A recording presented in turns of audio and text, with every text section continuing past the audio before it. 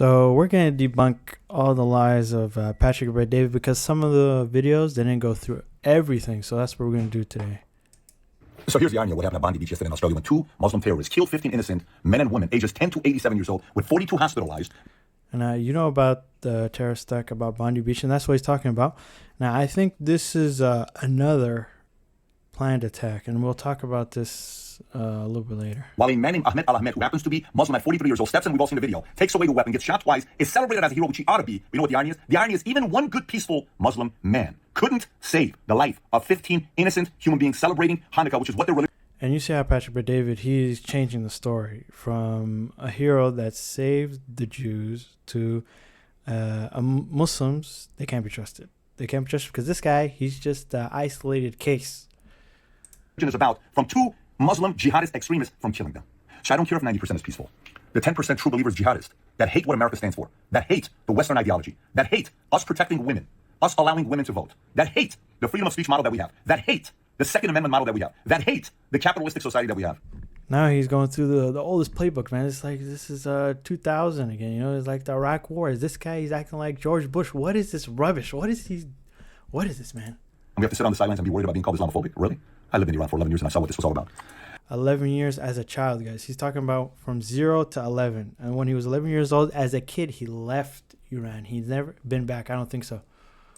If Americans cannot see what's going on in Australia, tragic event, breaks my heart. There's a lot of Assyrians and Armenians who live in Australia. And I'm Assyrian and Armenian. There's a lot of people. A pastor, Bishop Marmari, got stabbed in the eye. A Syrian bishop who was very... Yeah, and this stabbing, this is one of the things that the other people who were reacting didn't tell the full story about this.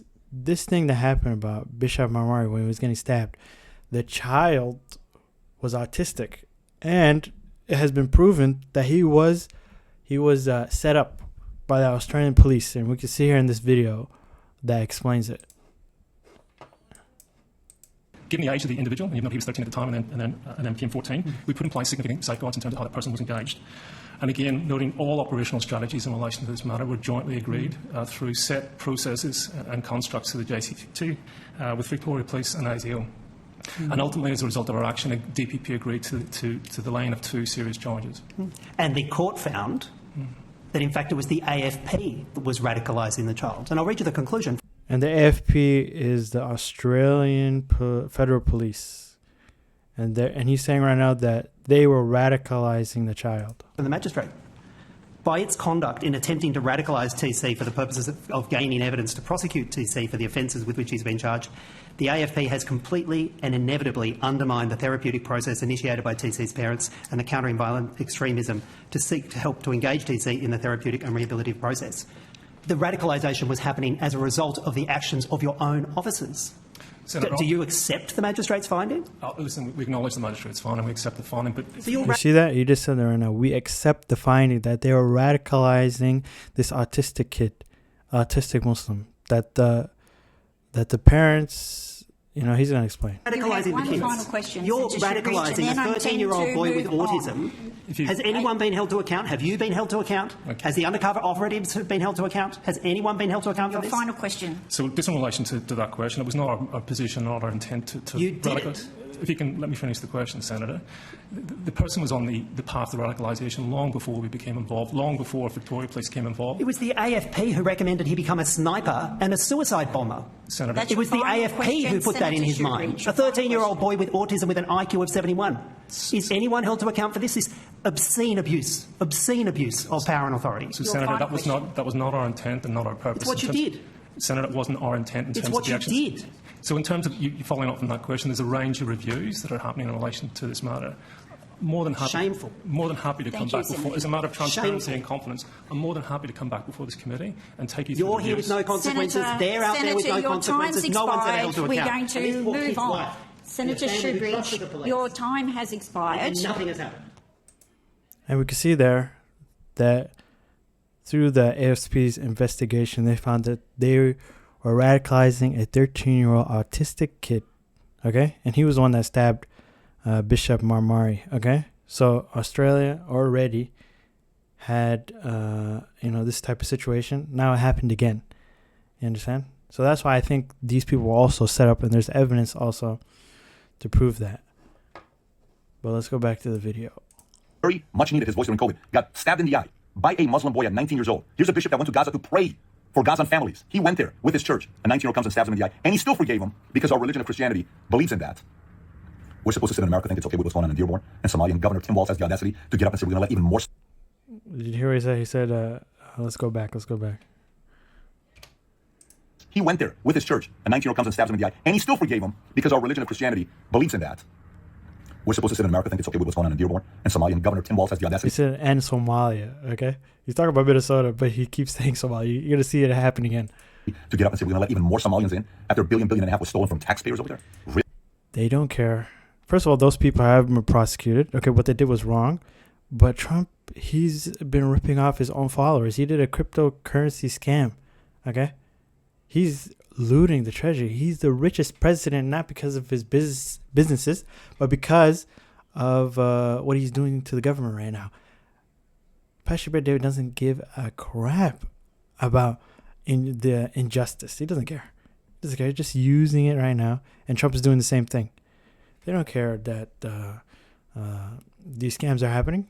Trump just bailed out. He gave a pardon to someone who did $1.7 billion in fraud. Does Trump care? Does Patrick care? No, because he's a hypocrite. He's a liar. Really? We're supposed to sit on the sidelines and be vocal about this and not think it's a big deal? We're supposed to do that? I don't know about that. Listen, this is what matters to me. I love this country. He doesn't love his country. When you had the interview with Benjamin Netanyahu, you gave him a softball interview. You were supporting him. And Benjamin Netanyahu will not go on anybody's podcast. He only goes on the podcast that he knows he'll get a good interview. And that's why he chose yours. So we know what you really care about. Fine, man. You know who pays you. You know who's the leader, who you really care about. It's not the U.S. Of America, and I fear the man upstairs more than anything else I fear in my life. More than anything else I fear in my life. The grace and the life he's blessed me with makes no sense. Every day I'm grateful for what happened. And I feel bad because those 15 who are no longer here with us, their kids will never hug them again. There are no more dinners. The family, the mom, dad, there are no more, hey, honey, no, gone. Gone. Why? Islamophobia. Don't criticize them. They're peaceful. Why don't we pull up some data? Did we not see on SNAP, when all the SNAP government shutdown was taking place, who took advantage most of our SNAP programs? Who was it? Which immigrants took advantage of what SNAP programs? What did we learn during this season? You see, now he brings up another lie. Okay, and he was talking about this in another video. Let's go over here. So if you look at stats on what percentage of SNAP in America, what communities are taking advantage of it the most? Rob, I think we send it in Twitter in a group text where it breaks down who uses it the most and who doesn't use it the most. And stats will tell you, guess what? You'll be able to look at that and say, okay, these communities, if it's Armenian, if it's Assyrian, if it's Persian, if it's this, I want to know about it. Yeah. And then from there, you have to sit there and say, when people come here from XYZ country, they make America a great place. Let's get some more of them. When people come here from XYZ countries, they don't make the place a better place. Well, let's do something about it as well. Can you? Did you find it, Rob? I'm looking right now. Hey, Humberto, can you guys send the chart? I think you know which one I'm talking about. That breaks down exactly the SNAP benefits. You will see in America. So while the government shutdown took place, food stamps by ethnicity, 45.6% of immigrants. Now we're going to look at these stats, okay, and we're going to prove that this stats are total lie. And you have to watch out, guys, when you're on Twitter, because this is where you got it from. When you're on Twitter, when you're on any social media app, you got to watch out where do these guys get these statistics from. Now, if you look in the corner right here, you see x.com LayRain77. This is where Patrick Bet-David is getting his sources from. So we went to the Twitter right here. This is the lady, okay? Okay, LayRain. You know, she just posts rubbish all the time. Just posting rubbish about the weirdest things, you understand? I don't want to go through because sometimes she's showing things that are not good. Okay, now it's... Whoop. And she's from the U.S. The best feature that Elon Musk has ever put on Twitter to know where people are coming from. But this is the source that Patrick Bet-David is using. But when you go to where he found this from, so let's play. From Afghanistan or on SNAP. 42.4 from Somalia. 35% from Iraq. Then it's Dominican, Caribbean, Native, Puerto Rican, Cuban. So if I look at this number here, keep going all the way down. Now you see it's 24% black. Okay, remember that. Rob, keep going all the way down, all the way down, all the way down, all the way down. And then look, it's 8% white. Okay, 8% white. Just remember those things because we're gonna go to the real SNAP statistics and show you how much percentage do white people take and black people take. Okay, and it's way bigger than 8%. And then we look right here, the Personal Finance 2020. This thing is just like a blog. It's a blog, some random website. And this is where Patrick Bet-David, he gets his facts from. And he shows it to millions of people. Okay? A bunch of rubbish. But we go to the characteristics of Supplemental Nutrition Assistance Program by household. Okay? This was published in 2023. Okay? The latest data. Okay? We go to races. Okay? Here it says white, African American, Hispanic, Asian, Native American, multiple races, races unknown. But we see whites. Whites are 35%. Okay? They're the most. Okay? They're the most. And then African Americans, 25%. And the next biggest one is races unknown, which is 17%. So we go back here. Where are these numbers coming from? A flat out lie. 100%. 100% a flat out lie.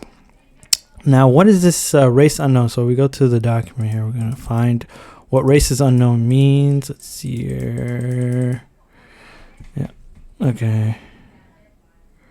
Races unknown includes racial, ethnic data not found, and racial, ethnic data not recorded.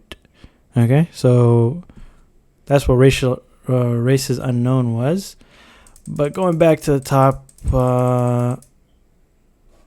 white people take the most SNAP benefits. Okay, that's who takes the most SNAP benefits. Not these other races, not Afghanis, not Somalis. It's white people. But will he ever say that? No, because it doesn't fit the narrative. It doesn't fit the narrative. You never hear that. Okay, well, the first time I heard that it was white people that took the most SNAP benefits, even I was shocked because I didn't think like that. Because I was like, black people are the ones taking all the SNAP all the time. Because that's what they put in the media. But it's white people who take the most SNAP benefits. Okay, but will Patrick Bet-David say that? No, and when he was talking to Piers Morgan, he just, gaslighting him because this is a total lie. Total lie. What are we funding? What are we supporting? Who are we recognizing? Who are we protecting? We got veterans who fight for this country. Are we more worried about our veterans or illegal immigrants that come in here? Who's the priority? Americans? I don't know. But there are certain things that we shouldn't be afraid of being vocal about.